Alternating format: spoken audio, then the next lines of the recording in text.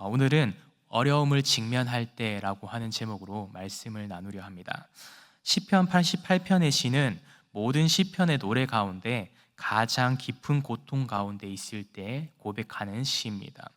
오늘 시편의 노래가 왜 시편 가운데 가장 슬픈 고백인가, 가장 고통 가운데 살아가는 사람의 고백인가를 알 수 있는 특징을 오늘 말씀을 살펴보면 우리는 알 수 있습니다. 보통 이 시편 가운데서도 탄식의 시가 많이 있습니다. 그러나 그 가운데 탄식의 시들의 노래 형태들을 살펴보면 이런 모습을 띠고 있습니다. 주님, 저희 앞에 어려움들이 있습니다. 저희 삶 가운데 문제가 있습니다. 그러나 나는 하나님을 붙잡겠습니다 라고 고백합니다. 나의 삶 가운데 어려움이 계속되지만 그럼에도 나는 주님 앞에 믿음으로 나아가겠습니다 라고 고백하는 시들이 보통의 한탄의 시들입니다. 그러나 오늘 시편의 88편의 말씀은 너무나도 특이하게도 그러나라고 하는 표현이 한 번도 등장하지 않습니다. 하나님 아버지를 제가 그러나 신뢰하겠습니다 라고 하는 표현이 단 한 차례도 등장하지 않죠. 그래서 그 가운데 찬양 가운데 감사의 모습을 아무리 눈을 씻고 찾아봐도 발견할 수 없는 것이 오늘 시편 88편의 말씀입니다. 그래서 시편 150편의 그 많은 시들 가운데 가장 슬프고 가장 어두운 시가 바로 오늘 우리가 함께 읽은 시편 88편의 말씀이라고 하는 것입니다. 그래서 오늘 이 시편을 고백한 사람은 에스라인 헤만이라고 하는 사람입니다. 이 헤만이라고 하는 사람은 찬양 대장인데 이 찬양 대장이 어떻게 고백을 하고 있었는가라고 했을 때 마알랄르 안노스에 맞춘 노래라고 기록을 하고 있습니다.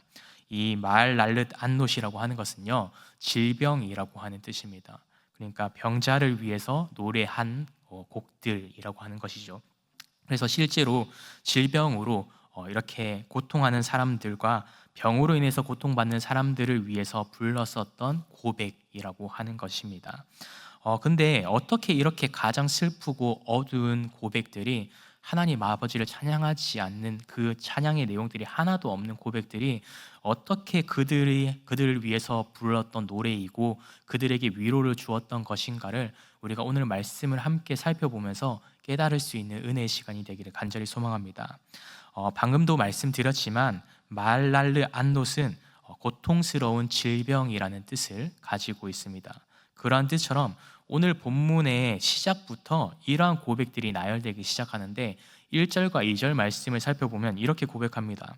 구원의 하나님, 내가 주야로 밤낮으로 주님 앞에 부르짖었습니다 라고 고백합니다.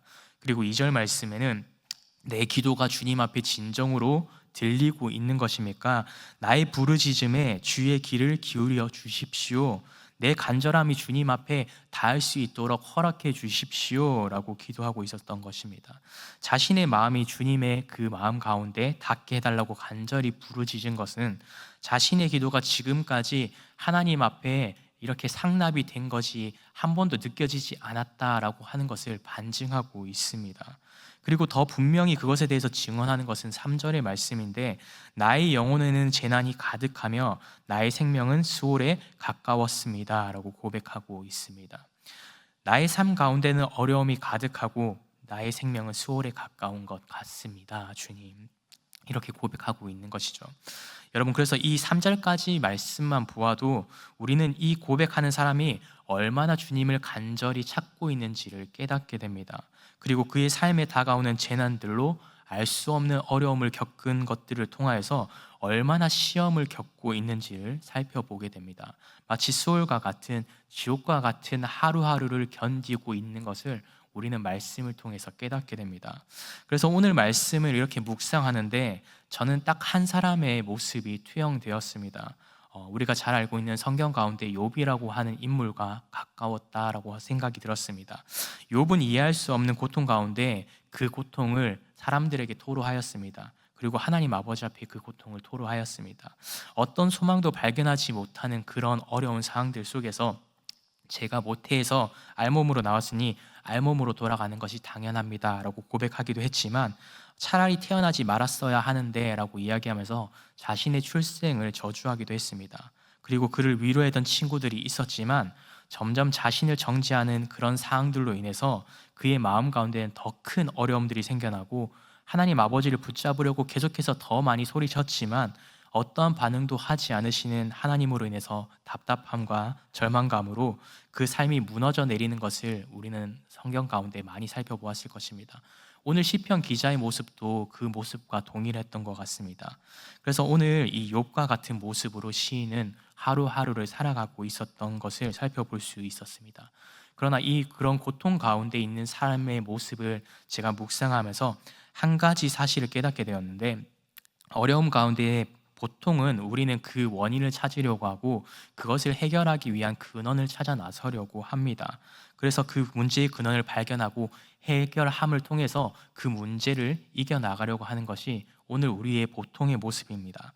그러나 오늘 말씀 가운데 시편의 기자는 그러한 어려움의 근원을 해결할 수 있는 방법을 이것을 택했습니다.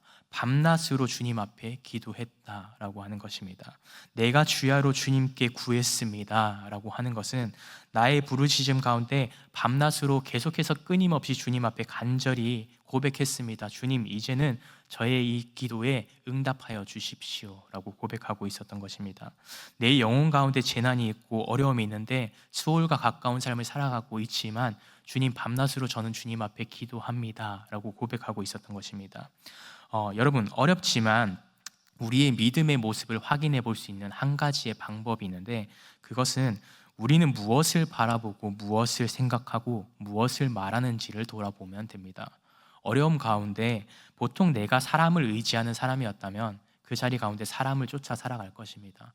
내가 물질을 사랑하고 물질을 의지하고 있었다면 어려움 가운데 그 물질을 찾아 애쓰려고 할 것입니다.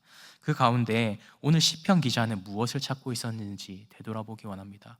오늘 시편 기자는 그 모든 것들 가운데 사람을 쫓거나 돈을 쫓는 것이 아니라 그 가운데 하나님 한 분만을 온전히 믿음 가운데 쫓고 있었던 것입니다. 그래서 우리가 어려움 가운데 무엇을 쫓고 있는가, 그것을 살펴보았을 때 우리의 믿음의 모습을 돌아보게 됩니다.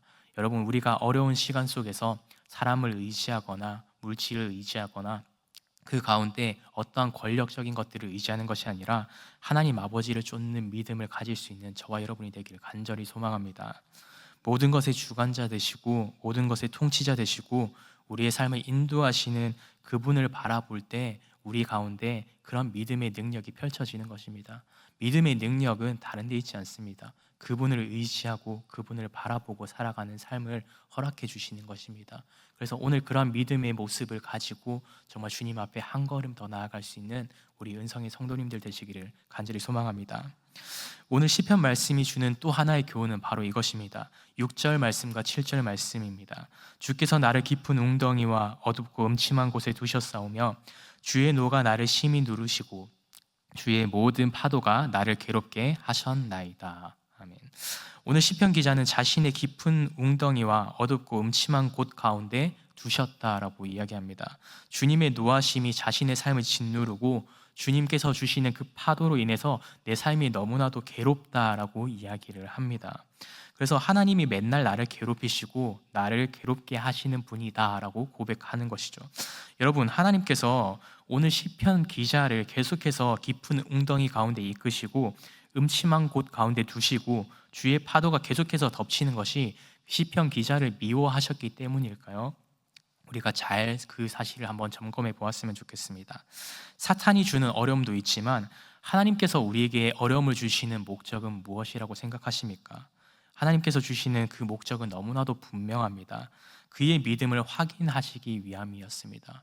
욥의 믿음, 아브라함의 믿음, 모세의 믿음, 다니엘과 세 친구의 믿음, 모든 믿음의 선조들과 믿음의 큰 믿음을 가졌다라고 하는 사람들의 삶 가운데 하나님 아버지께서 그에게 시련을 주셨던 것, 어려움을 주셨던 것은 그가 넘어지고 쓰러지기 위하고 그가 좌절함과 절망을 경험하는 것이 아니라 그 가운데 그분을 더 의지하기 위해서 그 가운데 어려움을 주셨다라고 하는 것입니다.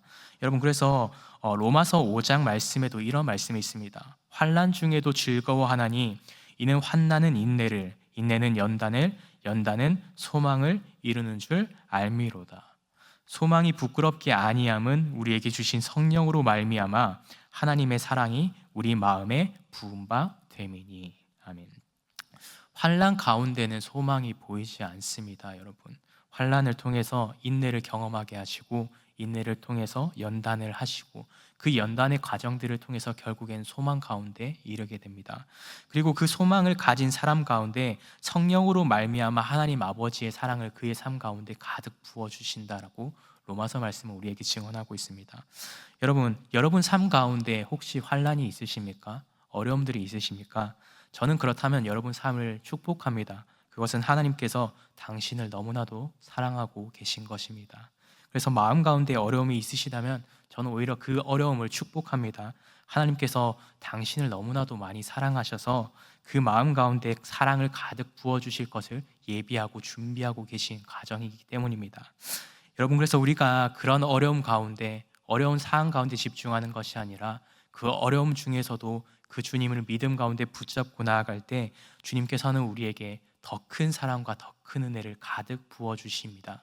그 은혜를 우리가 붙잡고 믿음 가운데 살아갈 수 있는 우리 은성의 모든 성도님들 되시기를 간절히 소망합니다. 그리고 마지막 말씀 18절 말씀에는 이렇게 고백합니다. 주는 내게서 사랑하는 자와 친구를 멀리 떠나게 하시며 내가 아는 자를 흑암에 두셨나이다. 주님께서 내가 사랑하는 사람과 친구들과 멀리 떠나게 하시는 이유는 금방 말씀드린 것처럼 하나님 아버지를 가까이 경험하게 하시기 위해서입니다. 우리를 흑암 가운데 두심을 잊지 마시기 바랍니다. 말씀을 정리하겠습니다. 사랑하는 은성의 성도 여러분, 우리는 언제나 우리 삶 가운데 다가오는 어려움들을 직면하고 문제 사항들을 직면할 때 언제나 그것에 넘어지기에 사실 급급합니다.